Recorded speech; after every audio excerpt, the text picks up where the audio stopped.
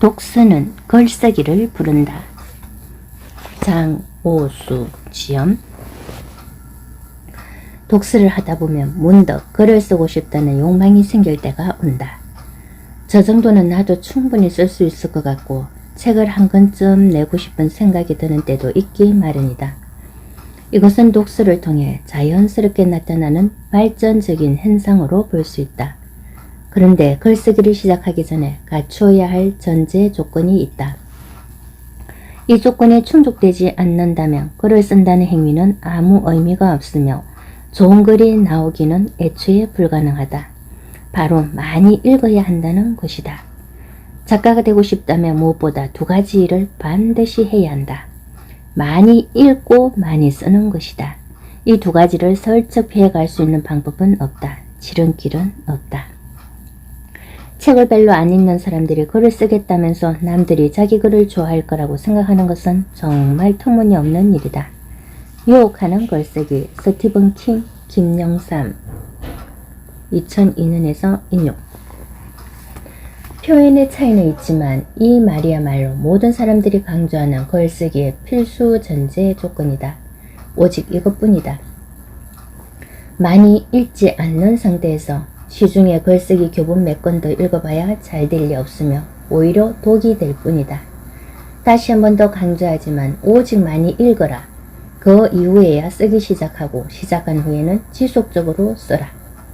동서양을 막론하고 수많은 글쓰기 요령과 방법을 설파한 책들이 넘실대지만 모든 것은 이 한 가지의 전제를 다르게 풀을 쓴 말의 다름 아니다. 물론 책을 거의 읽지 않고도 많은 책과 좋은 글을 쓴 사람도 있다. 어떤 분야든 타고난 재능을 가지고 태어난 사람은 있게 마련이며 그것은 글 쓰는 분야에서도 예외가 아니다. 이러한 소수의 천재를 제외하고는 일정 수준의 독서가 전제되지 않고 의욕만으로 쓴다고 결코 좋은 글이 나오기는 불가능하다. 그렇다면 어느 정도 읽어야 글을 쓰는 일이 가능할까? 딱히 정해진 것은 없지만 물이 끓어서 수증기가 되는 임계점 이상의 독서를 해야 한다는 것이 일반적으로 받아들여지고 있는 기준이라고 하겠다. 자칭 문장 노동자라고 말하는 장석주의 경우 명나라 화가 동기창의 말 동만권서 행만리로를 빌려 만권의 책을 읽고 만리를 여행해야 한 줄의 글을 쓸 자격이 생긴다고 하였지만 이 말은 하나의 언유로 받아들여야 한다. 만근이라는 숫자는 물리적으로 불가능한 숫자이고 보면 일반인들은 아예 글을 쓸 생각조차 하지 말라는 말은 아닐 터이고 그 숫자에서 동그라미 하나를 뺀 1000권 정도를 읽는 것도 좋게 10년은 넘게 걸릴 테니 그 정도로 많이 읽어야 한다는 뜻으로 이해해야 할 것이다. 대부분의 작가들은 그들이 펴는 한 권의 책 이면에는 엄청난 독서가 밑받침되어 있는 것을 알 수 있다. 일본 독서계의 거장 다치바나 다카시의 경우 한 권의 책을 쓰기 위해서 1mm 이상의 참고 도수를 읽는다는 사실이 이제는 별로 놀랍지 않을 정도로 한 줄의 글 속에는 수많은 독서가 바탕되어 있다. 따라서 글을 쓰기 전에 그보다 훨씬 많은 독서가 선행되어야 함은 아무리 강조해도 지나침이 없다. 만약 기본적인 독서가 쌓인 후라면 어느 시점이 글쓰기를 시작하기에 적당할까? 다양한 독서로 내면을 채워 더 이상 담아둘 곳이 없어 꾸역꾸역 밖으로 역류하는 지경이 될 정도에야 비로소 시작해야 한다. 하지만 글을 쓰고 싶은 생각이 가끔 엄습해 오더라도 쉽게 달려드는 것은 삼가야 한다. 쓰고 싶다는 욕심만으로 글이 써지는 것도 아니거니와 설령 그렇게 시작했다 해도 몇 자를 쓰고 나면 더 이상 쓸만이 바닥나버려 실망과 자책으로 포기하게 만들거나 수준에 미치지 못한 조악한 글이 될 가능성이 더 많기 때문이다. 또한 본격적인 글쓰기를 시작하기 전에 되도록 많은 작품을 필사해 봐야 한다. 모든 예술이나 문학은 또 다른 모방에 불과하다고 말하기도 한다. 서예에 입문할 때는 필법의 기초를 익힌 후 다양한 서체 교본을 흉내 내보는 것으로 시작하며 대생활 할 때도 다른 사람들의 작품을 보면서 기법을 하나씩 배워나가는 것이 일반적이다. 이와 같은 흉내내기는 문학 분야에서도 예외일 수 없고 오히려 글쓰기 초심자들에게 꼭 거쳐야 할 길이라고 권하기도 한다. 작품 필사를 할 때는 단어와 띄어쓰기는 물론 따옴표나 느낌표 하나에 이르는 세세한 부분까지 틀리지 말고 그대로 베껴 적어야 한다. 글은 단순한 모방에 불과한 베껴쓰기임에도 생각보다 상당한 노력과 인내가 필요하며 작품을 읽기만 할 때와는 또 다른 형태로 몸에 익혀지는 것을 느끼게 된다. 이것은 경전을 따라 적으면서 신앙심을 굳히고 선지자들의 행적을 본받고자 하는 종교적인 노력과는 또 다른 형태의 수련이며 학생들이 참고서를 보고 외우기만 하는 것이 아니라 연필로 함께 쓰면서 공부할 때 효과적으로 학습되는 것과도 일맥상통한다고 볼 수 있다. 그렇게 다른 작품을 계속 베껴 쓰다 보면 좋아하는 작품이나 작가의 문체가 자연히 몸에 익어지고 그런 문체를 흉내내어 보기도 하면서 조금씩 자신만의 문체를 개발해 나갈 수 있게 된다. 문학 창작 수업에서도 필사를 필수적으로 권하는 것은 자신만의 스타일과 문체를 만들어가는 데 꼭 필요한 과정이기도 하지만 또 다른 형태의 독서이기 때문이기도 하다. 또한 글쓰기는 자신의 독서가 어느 정도 숙성이 되고 발효가 될 때까지 기다려야 한다. 숙성이나 발효는 고기나 식품의 깊은 맛을 내기 위해서만이 아니라 독서에도 반드시 필요한 과정 중 하나이다. 내면을 가득 채운 다양한 독서가 숙성과 발효의 과정을 거쳐 새로운 맛과 향을 낸 후에야 비로소 펜을 들고 자판을 펼치자. 시작이 반이라고 했지만 글쓰기에서 그 시작이 주는 엄중함은 한시도 잊지 말아야 한다. 충분한 자격과 여건이 무르익은 다음에 시작해야 주저앉지 않고 오래 갈 수 있다. 글쓰기는 재능만으로도 가능한 일이 아니며 교육이나 학습으로도 한계가 있다. 오직 독서의 튼튼한 기초가 확립된 후에야 가능한 일이다. 충분한 독서 없는 글쓰기는 연료가 고갈되어가는 자동차의 엑셀레이터를 밟는 것이나 마찬가지라 할 수 있다. 연료가 떨어져가는 자동차의 가속기를 아무리 밟아봐야 속도가 날 리 없으며 곧 멈출 것은 불보듯 뻔하지 않은가. 끊임없는 독서로 튼튼한 기초를 쌓은 후 지속적으로 써나가는 노력을 할 때만이 마음을 움직일 수 있는 글 한 줄이나마 얻을 수 있다. 독서와 여행. 독서는 여행을 부른다. 독서라는 가장 정적인 행위와 여행이라는 동적인 행위는 전혀 관련 없을 것 같은데도 독서는 필연적으로 여행에 대한 욕망을 자연스럽게 불러일으키게 만든다. 마치 잊고 있던 여행의 욕구를 독서가 다시 깨우쳐주는 듯. 책이라는 존재 안에 포함된 장소적인 의미가 여행을 자극하는 것은 여러 문학작품에서 쉽게 발견할 수 있다. 박경리의 대하소설 토지, 박경리 마루니의 북소 2012년을 읽다 보면 한 산사의 은은한 종소리가 울리는 새벽녘 지리산 형제봉 쪽으로 넘어 들어가는 구청과 별당아지의 허릿단 뒷모습이 떠오르며 평사리로 발길을 돌리고 싶은 생각을 억제하지 못할 때가 있다. 그러한 작품 속에서의 향수는 김성옥의 무진기행, 김성옥 믿음사 2007년에 이르면 가스마리로 바뀐다. 젊은 날 무진기행을 읽은 사람이라면 누구라도 한 번쯤은 안개 자욱하고 짜고 비릿한 바다 냄새가 배어있는 남도의 무진을 찾아 훌쩍 떠나보고 싶은 생각을 가져보지 않은 사람이 어디 있으랴. 그렇게 호련히 밤자를 타고 떠나 도착한 그 무진의 바닷가, 방파제 끝에서 노랫가락 한 자락을 문득 헝얼거리며 걷고 있을지도 모른다. 사막도 파도 깊이 스며드는데 소설 속의 이미지 때문에 많은 사람들이 실제 그 장소로 여행을 떠나는 경우도 많다. 냉정과 열정 사이 에쿠니 가오리, 김남주역, 소담출판사 2015년을 읽은 많은 젊은이들의 30살 생일에 피렌체 두오모에서 만나자던 약속을 잊지 않고 남녀 주인공이 다시 만났던 그 두오모 성당 광장을 찾아 이탈리아 피렌체로 떠나지 않았던가. 이것이 바로 문학이 여행을 부를 수밖에 없는 속성이자 묘기라 하겠다.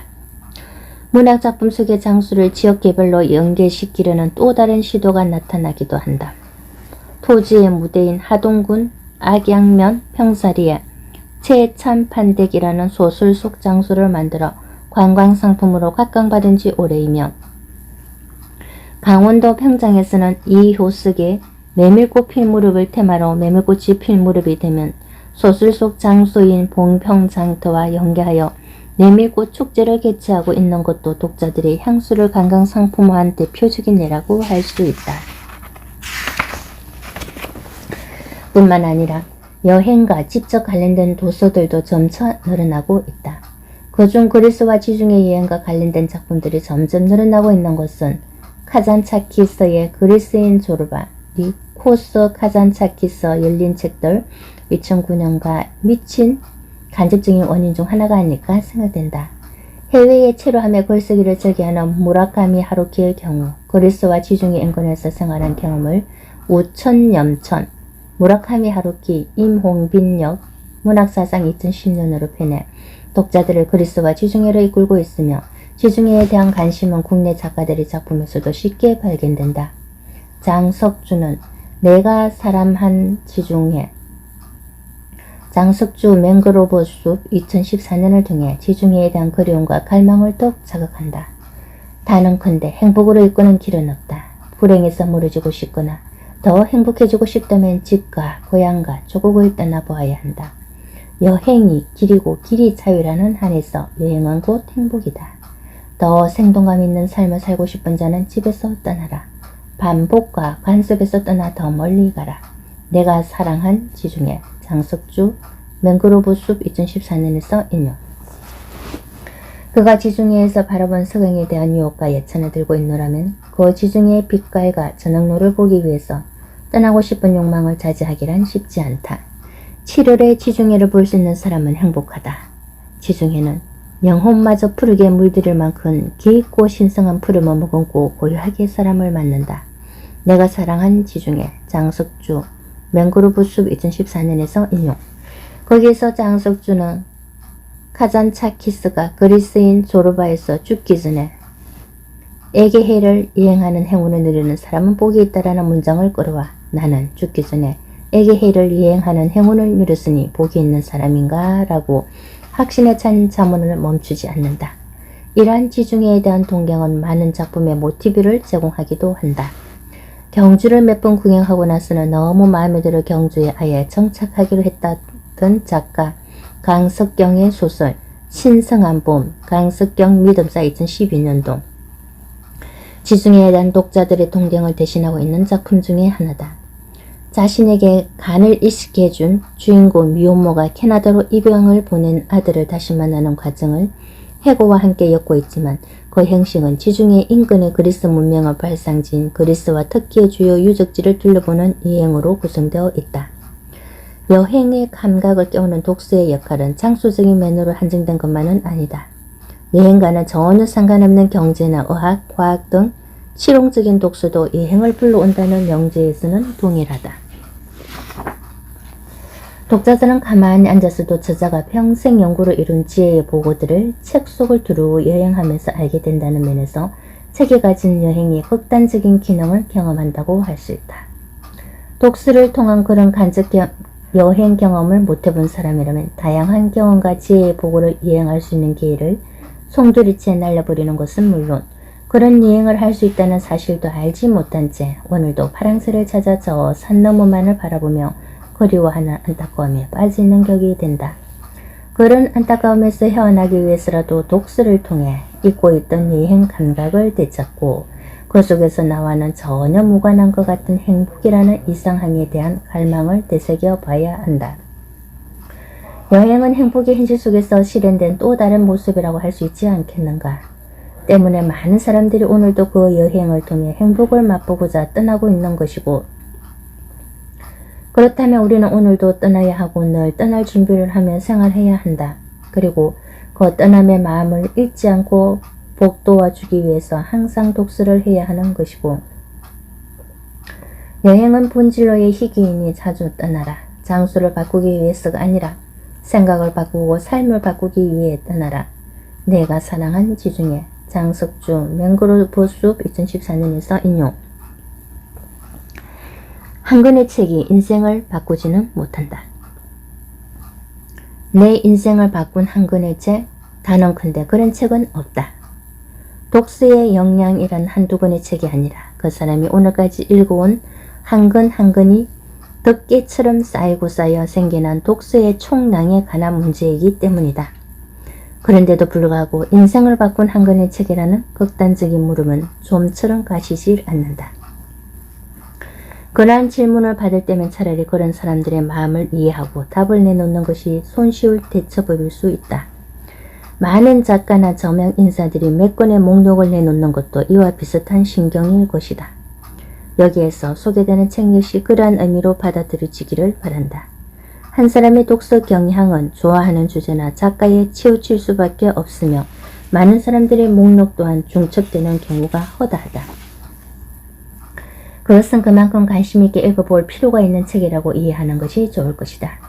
그들은 한 권의 책에서 시작되었다. 정혜윤, 푸른숲 2008년. 라디오 PD이면서 다독가로 더 유명해진 정혜윤이지만 책에 관심을 갖지 않는 사람이라면 낯선 인물일 수 있다.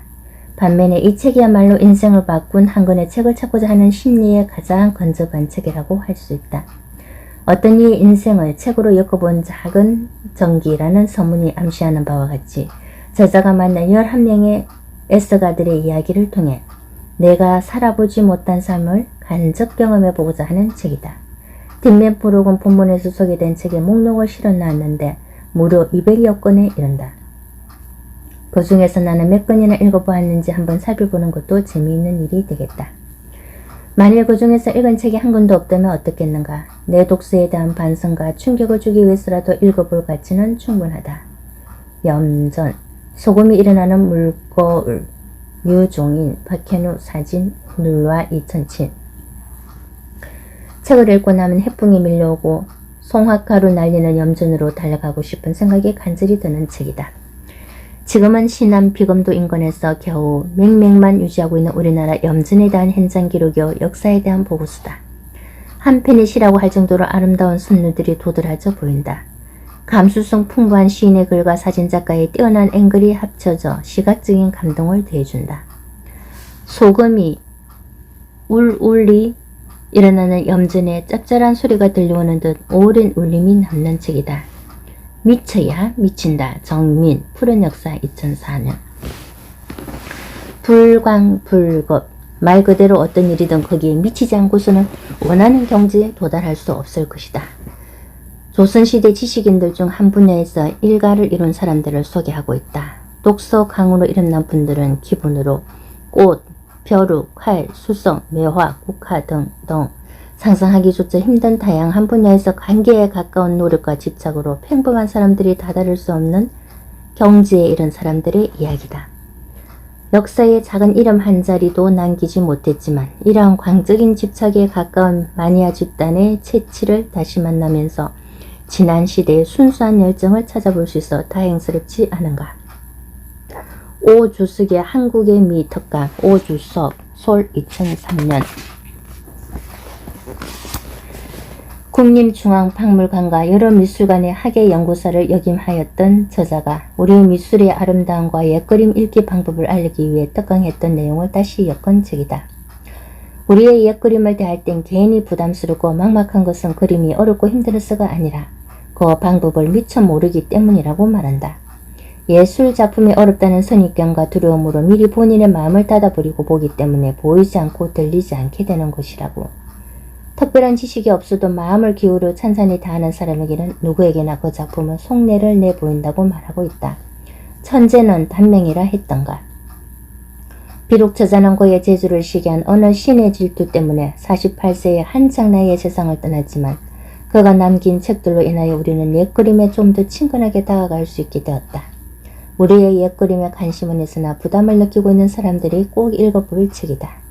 이 책을 다 읽고 나서 우리 옛그림을 다시 보면 전혀 다른 느낌으로 다가올 것이다.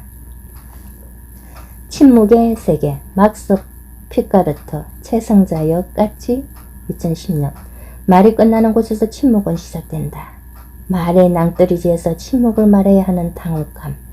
저자는 침묵에 대하여 무엇인가 말로써 이야기할 수 있다는 사실에 놀라지 말라며 소음이 다름 아닌 말들이 범람하는 세상으로 독자를 내몰고 있다. 침묵은 어디에 존재하는가? 침묵은 시작과 끝이 없는 창조되지 않은 채 영속하는 존재라 하였는데도 실제를 볼 수가 없다. 이 병든 세계를 치료하기 위해 우리가 할 일은 이미 신의 말씀도 아닌 말들을 떠들썩하게 외칠 것이 아니라 침묵을 창조하는 캐로케고로 것이다. 그때서야 비로소 침묵을 말할 수 있을 것이다. 남한산성 김운 학고제 2007년. 잎과 줄기를 모두 훑어버리고 앙상한 뼈다만 남은 나뭇과 같은 문체와 사초를 기반으로 사신만을 이야기하는 것 같은 치밀성은 전직 기자였던 저자의 이력 때문일 것이다. 다 읽고 나서도 왠지 숨이 턱턱 막히는 느낌을 지울 수 없다. 임금은 무능했고 아무 지지 세력도 없이 무임성차나 마찬가지인 반정으로 올랐기에 할 수 있는 일은 아무것도 없었을 터이지만 수십 년 전 적장들 앞에서 형제의 예로 강화의 치욕을 경험한 대신들은 다시 산성으로 쫓겨오는 이 지경이 될 때까지 정녕 무엇을 했단 말인가. 그들이 그토록 중히 여기에 모질게도 움켜쥐고 보위하고자 했던 종무의 위패를 위해 나는 살고자 한다. 그것이 나의 뜻이다. 결국 인조의 심중은 그것이었으며 그가 기댈 수 있던 것도 왕 노릇을 빼앗지 않겠다는 칸이 보낸 마지막 편지뿐이었던가. 그것만이 임금된 자로서 종묘와 사직을 보존하는 최후의 방책이었던가. 산성에서 텅 빈 고요 마천의 넓은 뜰을 내려다보는 독자의 마음은 더 답답할 뿐이다. 침묵의 봄, 레첼 카슨, 에코리브로 2002년. 저자는 인간에게 조금이라도 해가 되는 것은 해충과 잡초라는 이름을 붙여 화학약품으로 무조건 박멸하려는 인간의 오만한 발상에 대해 경고한다. 함께 화학약품으로 인한 생태계 파괴보다 더 심각한 것은 그 약품들이 토양 속에서 축적되어 몇 년이 흘러도 정화되지 않고 모든 피해가 고스란히 인간에게 되돌아온다는 것이다. 이 책이 쓰여진 1960년대 당시는 지금과는 전혀 다른 시대였고 각종 유해 물질에 대한 최소한의 허용 기준까지도 마련되어 있지도 않았던 때였다. 그런데도 불구하고 이 책이 주는 경고가 여전히 그 진가를 다하는 것은 또 다른 형태의 환경 파괴와 오염이 지구촌 곳곳에서 지금도 지속되고 있기 때문이다. 무라카미 하루키를 말하다. 2016년 노벨 문학상 발표를 앞두고 수상 후보로 꾸준히 거론되던 작가 중에서 특히 언론의 관심을 받은 사람은 일본 작가 무라카미 하루키였다. 그는 매년 노벨 문학상이 발표될 때마다 유력 후보로 거론될 만큼 이미 세계적 작가로 자리매김하였다. 2016년도 노벨 문학상은 하루키가 수상할 것을 기정사실화하는 언론들도 많았고 지금까지는 노벨상에 대한 기대를 거의 표시하지 않았다면 거짓말이겠지만 하루키의 말투를 약간 흉내내 보았던 하루키마저도 가수 밥 딜런에게 노벨 문학상에 수상되는 보기 드문 현상이 벌어지자 실망하는 기색을 얻는 중에 나타냈다. 노벨 문학상을 두고 한 차례 홍역을 치르는 광경을 관심있게 지켜본 것은 무라카미 하루키가 필자에게 끼친 영향 때문이다.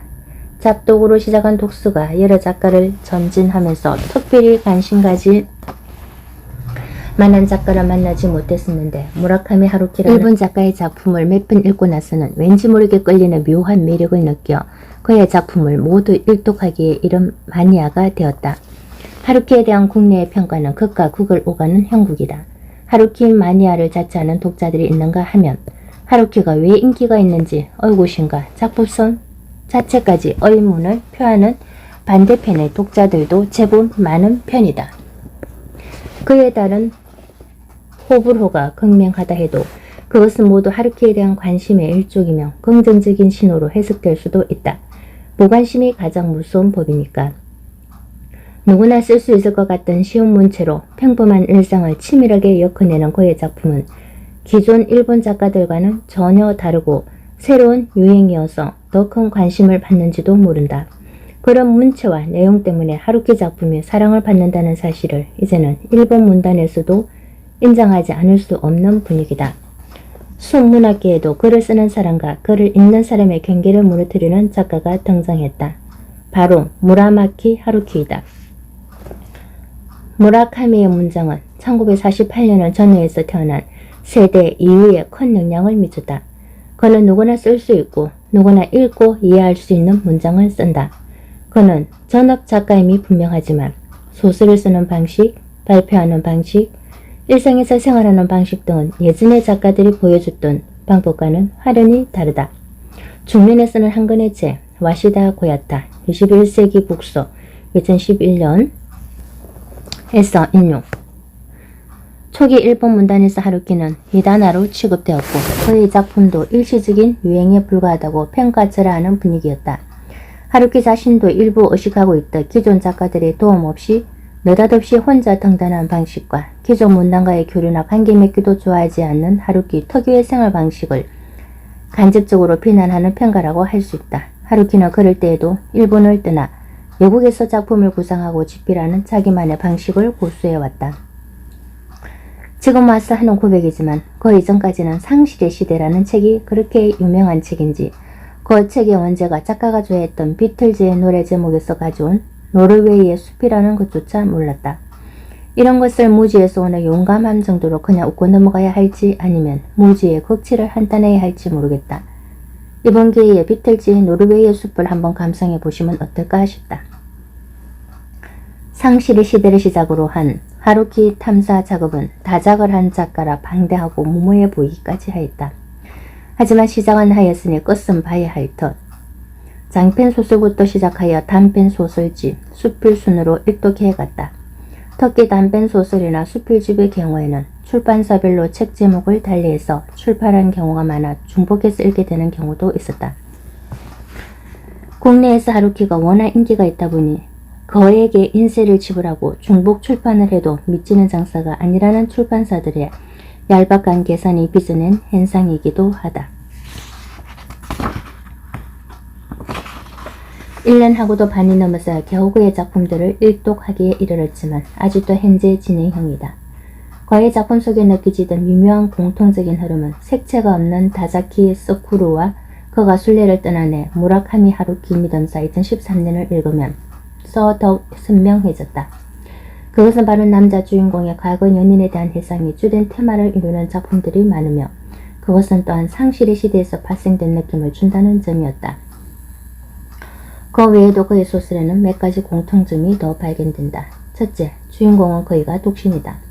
결혼은 했을 때 어떤 이유로 이혼을 하고 혼자 사는 경우가 많다. 하지만 이것이 그의 실제 결혼 생활이 순조롭지 못함을 말하는 것은 아니다. 그는 같은 대학에 다니던 연인 요오코와 결혼을 했으며 하루키의 성공 이면에는 요오코에 보이지 않는 역할이 컸다고 할 수 있다. 그가 공식 석상이나 작품 속에서 부인이나 가정 이야기를 삼가는 것은 가정을 지키려는 하루키 나름의 노력이지만 그의 작품만 본다면 그가 독신이거나 결혼 생활이 순탄하지 못하다고 오해할 수도 있다. 둘째, 직업은 대개의 학생이거나 프리랜서 작가가 많다. 그렇지 않다 해도 일반적인 회사원은 거의 없다. 하루키 자신이 한 번도 회사 생활을 해본 경험이 없는 전업 작가이다 보니 소설 속의 주인공도 그쪽이 가장 편하지 않았을까 생각된다. 셋째, 주인공은 음악을 좋아하며 특히 재즈에 관한 전문가 수준이다.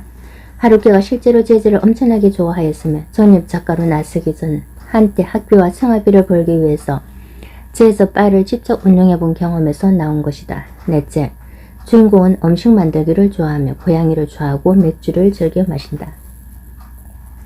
이 역시도 작가 자신의 취향을 그대로 드러내고 있다. 특히 스파게티를 만들기도 좋아하고 즐겨 먹는데 덕분에 필자도 도대체 어떤 맛일까 하는 호기심에 한번 먹어봤는데 기대 이상이었으나 상용할 음식은 아닌 듯. 1년에 한 번 먹는 정도라면 모를까.